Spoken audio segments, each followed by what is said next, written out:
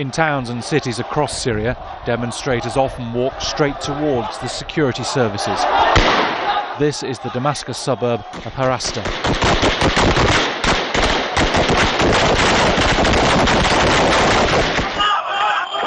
The protesters must have had an idea of the grave risks they were taking.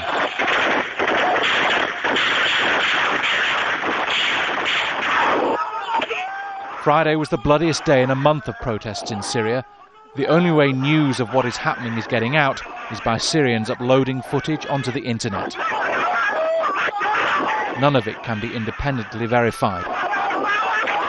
State television paints a very different picture of Friday's events. Facebook, Twitter, YouTube.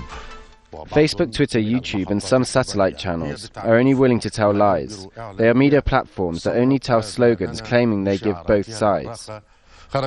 Today we witnessed limited gatherings in some regions, according to the Syrian news agency. In areas like Banias, Hama, Dazor, Hasaka, with limited numbers after Friday prayer. The deadly nationwide crackdown has attracted international condemnation. US President Barack Obama raised the spectre of Iranian involvement. This outrageous use of violence to quell protests must come to an end now, he said. President Assad is blaming outsiders while seeking Iranian assistance in repressing Syria's citizens through the same brutal tactics that have been used by his Iranian allies. Oh, I don't think the President of the United States comes out and makes that kind of a statement without having had access to intelligence. And it actually would be surprising if the Iranians weren't advising the Syrian regime.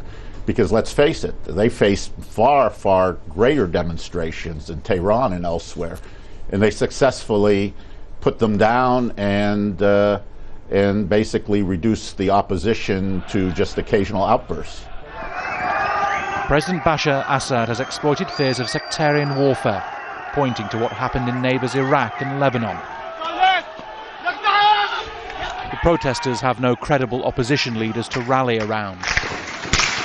The Syrian government knows this, of course, and so has decided that attack is the best form of defence. This boy was shot in the head.